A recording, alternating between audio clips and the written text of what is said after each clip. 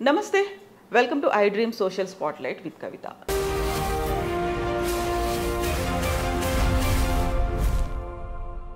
మనతో పాటుగా ఉన్నారు foundation for democratic reforms founder doctor Jayaprakash Narayan garu. Hello sir, నమస్తే. Good morning. నమస్తే కవిత.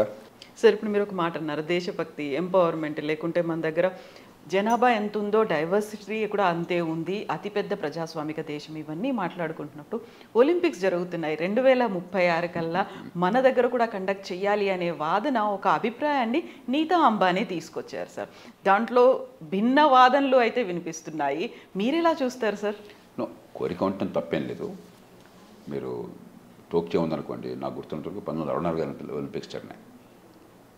రీసెంట్గా 2020లో కూడా అయింది. ఇది తర్వాత రెండో ప్రపంచ యుద్ధంలో సర్వనాశనానికి గురైనటువంటి జపాన్ ఒక 20 ఏళ్ల తర్వాత మళ్ళీ మేము సభ్య సమాజంలో చేరాము, అభివృద్ధి చెందామని ఒక సంకేతంగా వచ్చారు వాళ్ళు. మాస్కో ఒలింపిక్స్ గతంలో జరిగిన మాట. అలాగే బీజింగ్ ఒలింపిక్స్, ఇవన్నీ ఏంటంటే కమింగ్ అవుట్ పీరియడ్ అంటారు. వాళ్ళకి ఆడపిల్లలకి పాశ్చాత్య సాంప్రదాయంలో ఒక వయసు వచ్చిన తర్వాత అమ్మాయి యుక్త వయసు వచ్చిందని ప్రకటించడంలాగా ఒక పీరియడ్, ఒక ఇది ఉంటుంది అనమాట, కమింగ్ అవుట్ పీరియడ్ అని చెప్పని. వాళ్ళకి బాల్ డాన్స్ ఏదో ఉంటుంది వాళ్ళకి. ఇది అలాంటిది. అంటే నేను ఇప్పుడు వచ్చాను అని చెప్పాను. కాబట్టి మనం కూడా ఎదుగుతున్నప్పుడు ఒక స్థాయి వచ్చిన తర్వాత మేము ఈ స్థాయికి వచ్చామని చూపించుకోవడం కోసం చేయడం తప్పలేదు. సోల్ ఒలింపిక్స్ దక్షిణ కొరియాలో, ఇవన్నీ కూడా ఏంటంటే ఆయా దేశాలు ఒకప్పుడు పేదరికంగా ఉన్న దేశాలు ఎప్పుడైతే ఒక స్థాయికి వచ్చినాయో అది ఒక ఒలింపిక్స్ని సమర్థంగా నిర్వహించడం, వాళ్ళ టెక్నాలజీని చూపెట్టుకోవటం ఒక రకంగా ఆ దేశ గౌరవానికి, ఆ దేశ ప్రతాపానికి, అభివృద్ధికి చిహ్నంగా. మనం కూడా ఆ సమయం వచ్చినప్పుడు చూద్దాం. తొందరపడాల్సిన అవసరం లేదు, ఇప్పటి నుంచి మాట్లాడక్కర్లేదు. ఎందుకంటే కనీసం ఒక 20-25 ఏళ్ళు పడుతుంది మనకి ఒక స్థాయి రావడానికి. ఒక $15-20 స్థాయికైనా వెళ్ళాలంటే ప్రపంచ స్థాయిలో మనకు ఒక 20 ఏళ్ళు పడుతుంది, 25 ఏళ్ళు పడుతుంది. తొందరపడద్దు. ఈ లోపల మన బలాన్ని పెంచుకుందాం, ఆర్థిక శక్తిని పెంచుకుందాం, మౌలిక సదుపాయాలను బాగు చేసుకుందాం, మన క్రీడాకారులను తయారు చేసుకుందాం.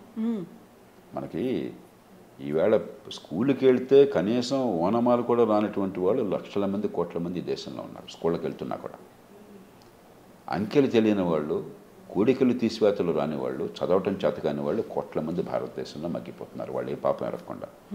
కాబట్టి ముందు పునాదులు బలం చేసుకున్నాం. ఈ దేశాలన్నీ కూడా మీరు గమనిస్తే పునాదులు ముందు బలోపేతం చేసుకున్నాయి. మంచి విద్య, మంచి మౌలిక సదుపాయాలు, క్రీడా సౌకర్యాలు, క్రీడల ప్రోత్సాహము, ఒక సమగ్రమైన అభివృద్ధి అలా చేశారు. అట్లా కాకుండా మనం క్రీడలు మిగతా సమాజానికి అత్యధికంగా క్రీడల్లో లాఘవాన్ని చూపెడతాము, లేకపోతే గొప్ప క్రీడలు నిర్వహిస్తామని చెప్పంటే అది ఖర్చు ఎక్కువ అవుతుంది, ఆర్భాటం పట్టడం తప్ప ఫలితం ఉండదు. కాబట్టి సమయం వచ్చినప్పుడు జరుగుతాయి. ముందు పాఠశాల విద్య, మంచి పునాదులు, మంచి ఆహారము, ఆరోగ్యము, వ్యాయామము, క్రీడల్లో పాఠము, ఇవన్నీ క్రమక్రమంగా పెంచుకుందాం. సమయం వచ్చినప్పుడు ఎవరు ఆపలేరు దాన్ని. సో ప్రభుత్వం తరఫున అయితే ఆలోచన లేనట్టుంది. ఇప్పటిదాకా అయితే అలాంటి ఒక ఎక్స్ప్రెషన్ అయితే బయటికి రాలేదు. నీతా అంబానీ చేసినట్టు, అంటే మనం అంత ఎంపవర్ అవుతున్నాం. తప్పేం లేదు. ప్రైవేట్ వ్యక్తులు ఏదో చెప్తుంటారు, దాని గురించి మనం ఎక్కువ ఆలోచించక్కర్లేదు. తప్పేం లేదు, ఎవరి భావం వాళ్ళది.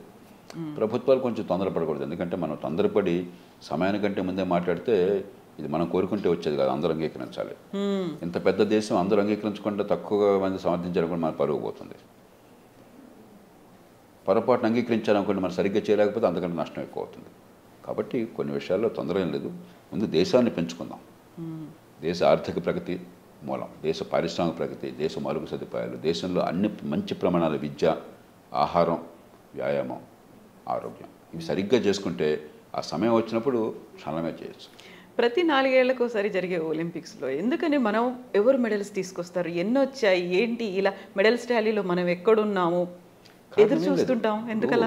పేదరికము, ఆహారం లేకపోవటము, మౌలిక సదుపాయాలు లేకపోవటము, పౌష్టికాహారం లేదు ఇప్పటికి కూడా దేశంలో. బతకడానికి తగిన ఆహారం వస్తుంది కానీ శరీరం పుష్టిగా ఉండడానికి ఆహారం లేదు. ఊరికి అదే పనిగా అన్నం తినేస్తే అది బతుకుతాం, కానీ శరీర లాభం ఉండదు. మీకు ప్రోటీన్స్ కావాలా, మీకు మినరల్స్ కావాలా, వైటమిన్స్ కావాలా, అన్ని సమపాళ్ళలో కావాలా, సరైన రీతిలో మంచి వ్యాయామం కావాలా, దానికి కావాల్సిన ఏర్పాట్లు కావాలా, మెదడు పనిచేయాలంటే మంచి చదువు కావాలా, మౌలిక ప్రాణాలు, ఇవన్నీ మనం విస్మరించాం. మన కళ్ళెదురుగా సమస్యలు కనిపిస్తున్నాయి. అవి పరిష్కారం అయితే ఆటోమేటిక్గా జరుగుతుంది. ఇప్పుడు మనం బలవంతంగా కొంతమందికి శిక్షణ ఇచ్చేసామనుకోండి, ఇప్పుడు తూర్పు యూరప్లో అలాగే ఉత్తర కొరియా లాంటి దేశాల్లో పూర్వం చేసేవాళ్ళు, కమ్యూనిస్ట్ దేశాల్లో. ఆ దేశం అభివృద్ధి చెందకపోయినా కూడా చిన్నప్పుడే పిల్లల్ని తీసుకుపోయి వాళ్ళని విపరీతమైన శిక్షణ ఇచ్చి ప్రత్యేకంగా ఫీజు చేసేవాళ్ళు. కొన్ని మెడల్స్ వచ్చాయి. తూర్పు జర్మనీ ఆ రోజుల్లో బ్రహ్మాండంగా మెడల్స్ వచ్చాయి. ఆ నిర్ఘాంతపోయేవాడు ప్రపంచంతో. చిన్న దేశం తూర్పు జర్మనీ, పశ్చిమ జర్మనీ కంటే ఎక్కువ మెడల్స్ వచ్చాయి జిమ్నాస్టిక్స్లో, మిగతా వాటిలో.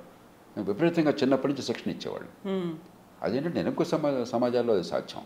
మనం ఆర్గానిక్గా ముందు ఆర్థికంగా పెరగాలి, ఆహారం పెరగాలి, విద్య పెరగాలి, మౌలిక సదుపాయాలు పెరగాలి, ఆరోగ్యం పెరగాలి, ప్రజల్లో ఒక ఉత్సాహం, ధైర్యం కలగాలి. క్రీడల్లో పాల్గొంటే నాకు నష్టం లేదు, మంచి కీర్తి వస్తుంది, ఆదాయం ఉంటుంది, ప్రపంచంలో మంచి తృప్తి పొందగలుగుతాం అని చెప్పనేది. అలాంటి వాళ్ళు ఎక్కువ మంది పాల్గొనాలి. ఇప్పుడు కూడా ఏంటి, కొద్దిమంది వచ్చేవాళ్ళు కూడా అలాంటి కుటుంబాల నేపథ్యం నుంచి వచ్చిన వాళ్ళు చేయగలుగుతున్నారు. కాబట్టి ఆ స్థాయి ఉన్న వాళ్ళని ఎక్కువ పెంచాలి, కానీ బలవంతంగా మనం లాగితే పెద్ద ప్రయోజనం ఉండదు. అంచేత ముందు పౌష్టికాహారము, మంచి ఆరోగ్యము, మంచి ప్రమాణాల విద్య, మౌలిక సదుపాయాలు, ఈ 4 చేయండి, మిగతా ఆటోమేటిక్గా వస్తాయి డెరివేటివ్గా. ఇది చేయకుండా కృత్రిమంగా చేయాలని చెప్పంటే ఫలితాలు కొద్దిగానే వస్తాయి. ఒకవేళ వచ్చినా ఉపయోగం లేదు. తూర్పు జర్మనీ అదే పని మెడల్స్ వచ్చిన మాత్రం దేశం బాగోలేదు. ఆ దేశం నుంచి వాళ్ళ బెర్లిన్ గోడ కట్టినా కూడా అక్కడ తుపాకులు పెట్టి ఈ గోడ దాటితో చంపేస్తామన్నా కూడా వేల మంది ప్రాణాలకు కోల్పోవడానికి సిద్ధపడి పక్క దేశానికి పారిపోయారు. సమయం వచ్చినప్పుడు ఎవరు ఆపలేకపోయినారు. గోడ కూలిపోయింది.